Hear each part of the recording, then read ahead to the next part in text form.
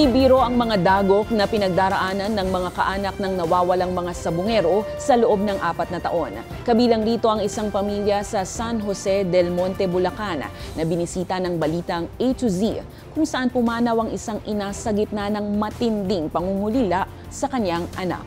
Ang balitang A to Z exclusive ni Kim Salinas. Hanggang ngayon hindi kami makabubon, sir. 4 na taon nang nangungulila si Mang Julian para sa kanyang panganay mula nang umalis ito sa kanilang tahanan noong April 26, 2021. Tricycle driver ang kanyang anak na si Jason Amoroto sa Bulacan, pero dahil sa panahon ng COVID-19 pandemic noon, matumal ang pamamasada at mahina ang kabuhayan.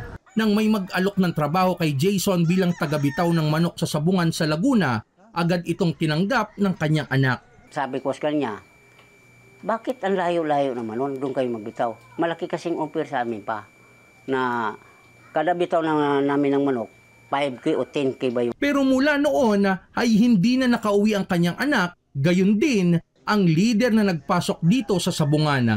Kaya sila ng mga kaanak ang nagpunta sa Laguna para maghanap, pero sabi ng gwardiya sa kanila, pinakitaan kami ng gitpas ng mga pirma, pero isa lang pirma, sir, hindi kanya-kanya pirma. Tapos pagkatapos noon, pinablatter namin sa pulis sa Santa Cruz, Laguna. Aniya, ilang beses silang nagpabalik-balik sa Laguna at pinagpasapasahan ng mga pulis ng walang kinahinatnan. Lubhang naapektuhan ng asawa ni Mang Julian dahil sa kakaisip sa kanilang panganay at nahinto ang kanilang paghahanap. Hanggang yung misis ko nga, na-stress niya lang siya. Siguro, yun yung kinamatay niya. Sa kaiisip niyang anak niya na nawala. Sunod-sunod na dagok ang pinagdaanan ng kanilang pamilya. Ngayon, kailangang maghanap buhay ng misis ni Jason at si Mang Julian naman ay nagkukumahog sa pagtatanim ng mga gulay para sa maliit na kita.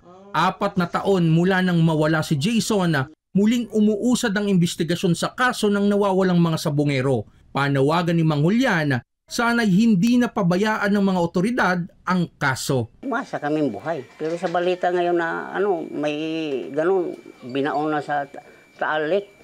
Doon sila hinulog. Hindi pa yon. Sinabi pa hindi lang daw sa Taalik, pinagtatapon yung mga bangkay. Yung iba nga nagsabi, balita ko lang ngayon, sinunog pa daw yung iba. Ayon sa kanya, handa siyang tanggapin kung totoo ngang patay na ang mga nawawalang sabungero.